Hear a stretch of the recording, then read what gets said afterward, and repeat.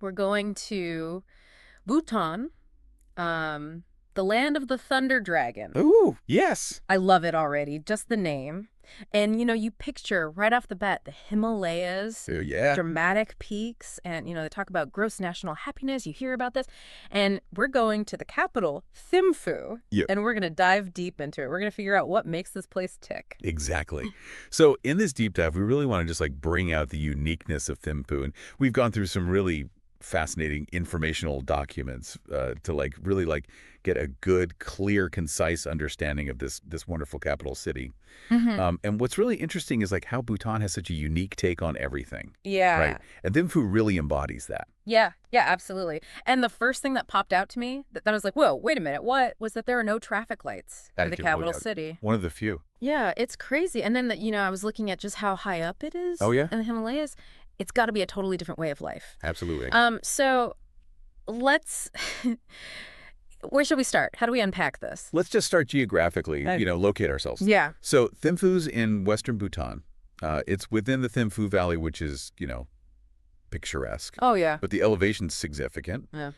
It's approximately, 2,320 meters. Wow. That's over 7,600 feet. Okay. That's high. That's high. All right. So that contributes to the Yeah. views that you talked about, to the climate, Yeah. to the, just the pace of life. All right. So it's it's the capital city. Is it a huge, sprawling city? Not at all. No. The population is approximately 115,000. Okay. And that already is, Bhutan is a sparsely populated kingdom. So Yeah. it's the largest city. But compared to a lot of other, capitals around the world, Yeah. it's got a smaller, kind of more town-like feel. Right. Which probably plays into the whole no traffic light thing. Right. Tell me more about that. So no traffic lights in the capital city. Yeah. So, it's very distinct. It's one of the few capital cities in the world that has no traffic lights. So instead, what they have is they have police officers at major intersections directing traffic. Oh, wow. So it's interesting, right? Instead of having, a mechanical system, they've got, people out there. It goes back to, this idea of community and, over efficiency. Right. A different way of thinking about it, for sure. Yeah. And it just goes back to, I think, Bhutanese values in general. Totally, yeah. Okay, so not just the kind of the heart of government, but it sounds like the cultural soul of the country as well. Absolutely. Just in terms of the landmarks and the things to see. Yeah, Thimphu's home to some of the most important landmarks in Bhutan. Okay. Take, for instance, Tashichho Dzong. Okay, so in Dzong, we're going to hear that word a lot, I'm imagining. Yeah, the Dzong, yeah. So what is a Dzong? Dzong is a very distinctive type of fortress monastery. Okay. It's unique to Bhutan. And Tashichho Dzong is a beautiful example of that. Okay. And, it's kind of it represents Bhutanese identity. Okay. It's got religious institutions there. But it's also the seat of government. It's where the king's throne room is. Wow. Yeah, so the architecture is, massive scale, defensive walls, courtyards, intricate artwork, and it's all built traditionally without nails. Whoa. Yeah, so you can imagine just this kind of, the power, Yeah. both spiritual and Right. administrative. Yeah. It's just, that's there. Yeah. Okay, so what other cultural must-sees are there? So we've got this huge, Right. the golden Buddha. The Buddha Dordenma. Okay. Yes, so this is just, majestic, colossal, golden Buddha statue. Okay. And it's massive, it's 51 meters tall. Wow. And it overlooks the entire Thimphu Valley. Right. And so it's not just, the statue itself, which is magnificent, this gilded Buddha, but it's where it's situated. You get these panoramic views. It's a major pilgrimage site. It draws in a lot of people, both local and visitors. Yeah. 51 meters tall. Just the perspective from up there, you gotta imagine. And the Memorial Chorten? The Memorial Chorten, yes. So what is that?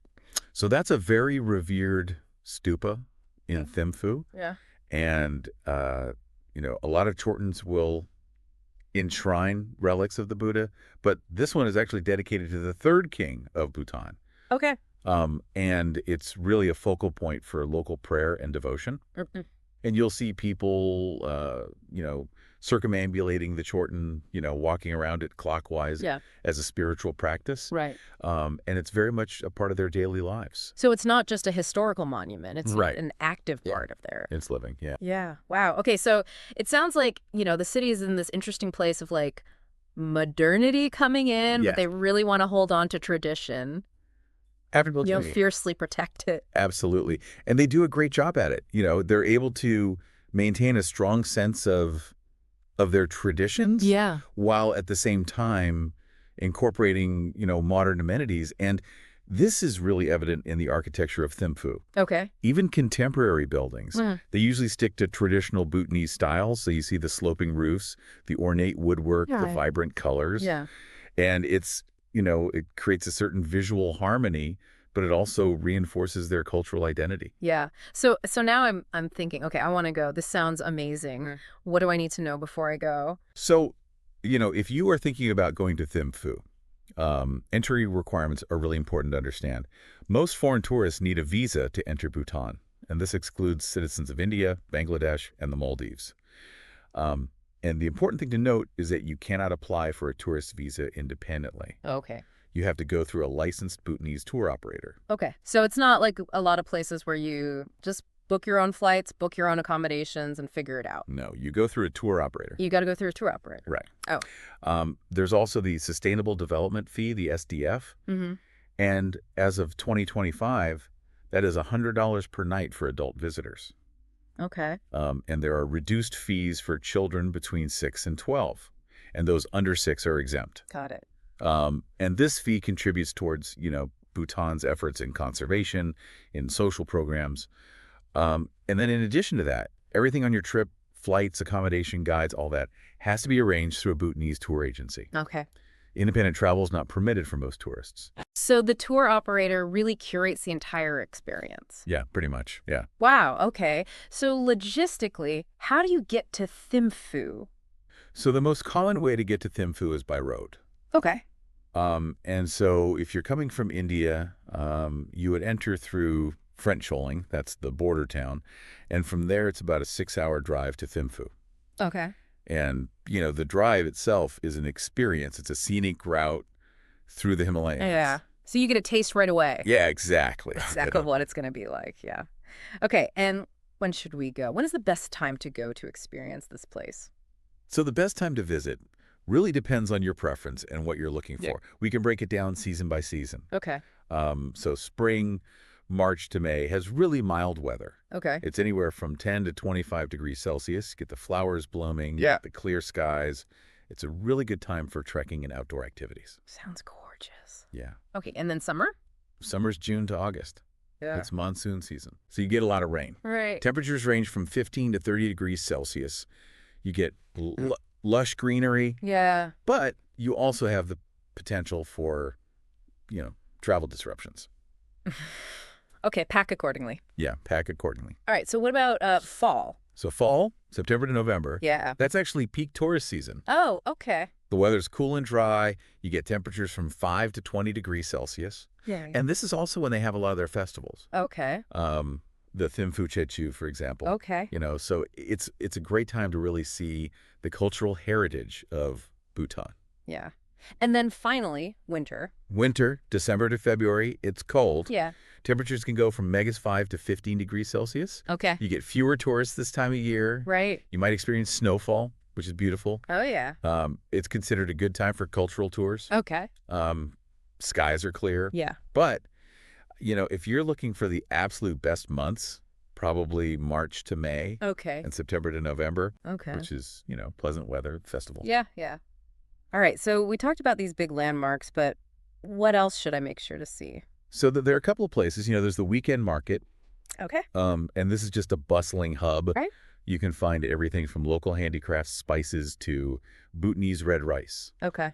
It's just a great way to see kind of Yeah. daily life and the interactions. Absolutely.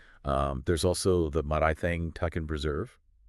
The Tucken Preserve. What's a taken? So a taken is the national animal of Bhutan. Okay. And it's this really interesting, quirky-looking goat antelope. What? A goat antelope? Yeah, hybrid. Yeah. Oh my gosh. I'm intrigued already. It's a very unique animal. and you get to see them up close. Okay. And then if you want more of a cultural experience, there's the Simply Bhutan Museum. Okay. And this is an interactive museum, and it really brings Bhutanese culture to life. Okay. They have traditional dances. You can try on traditional attire. Okay. Yeah. So it makes it very accessible. Yeah, I like that. That's a lot better than just looking at, Right, exactly. some stuff behind glass, so that's cool. All right, so we talk about the Thimphu, the festival. Yes. Are there any other unique cultural experiences that people should seek out? So definitely, if you're there during the time of the Thimphu Chichu, September, October, Yeah. definitely go. It's quite a spectacle. They have these sacred masked dances called cham, Okay. and these are performed by monks and laymen. Okay. And each dance, tells a religious story, bestows blessings. Right. And it's just, very colorful, Yeah. traditional. Try to witness an archery match. Okay, archery. Archery is the national sport of Bhutan. Oh, wow. Okay. And so they use bamboo bows. Okay. And just to watch the locals compete, it gives you a really good sense of their culture. Yeah. Yeah, that's cool. Okay, so any practical tips, as we get ready to wrap up this adventure? Yeah, definitely. So when you're visiting dongs or religious sites, it's important to dress respectfully. Okay. Cover your shoulders and knees. Yeah. As a sign of respect. Yeah. Also, Bhutan has very strict tobacco control laws. Okay. So smoking's restricted. Got it. The currency is the Ngultram, BTN. All right. But Indian rupees are also widely accepted. Okay. And then just internet, you can usually find Wi-Fi in most hotels. Right. But it can be spotty Yeah. in remote areas. Yeah. Manage those expectations. Yeah. All right. So could you give me a sample 3-day itinerary? Sure. Just for Thimphu. Just for Thimphu. Just to give people an idea. Yeah. So this is just a suggestion. Sure. But, day one, you could focus on the landmarks. So you go to Dordenma, get those views. Okay. Then you go to the Memorial Chorten, and then Tashichho Dzong. Day 2, you could do the weekend market, Yeah. the Simply Bhutan Museum, and then the Taken Preserve. Oh, cool. And then day 3, you could do a hike to Tango Monastery, Right. which is a little bit outside of the city. It's a 30-minute drive and then an hour hike. Okay, that's cool. So you get a little exercise. Yeah, you get a little, yeah. A little spirituality. That's great. Yeah. All right. So, just to kind of wrap up our deep dive on Thimphu, what are the takeaways? I think Thimphu really is a blend of tradition and modernity. Yeah. And it's all set against this backdrop of the Himalayas. It's gorgeous. Yeah. And it's a capital city that really embodies this cultural heritage and this idea of national well-being that Bhutan is so famous for. Yeah, absolutely. And the things that we talked about, the no traffic lights, the Taken. Right. This is a unique place, unlike any other. Yeah, for sure. So as we kind of, close out or look at Thimphu, here's a thought to kind of leave you with. Bhutan's really focused on preserving its traditions, moving forward, but in a mindful way. So what can other cities learn from this, in this crazy 21st century? Right. And then also, Bhutan is so focused on this gross national happiness. So how might going to a place like this, experiencing this, change your idea of what makes a good society? Right. Or a good travel experience? Something to think about. Absolutely. All right. Well, that is it for this deep dive, and we will see you next time.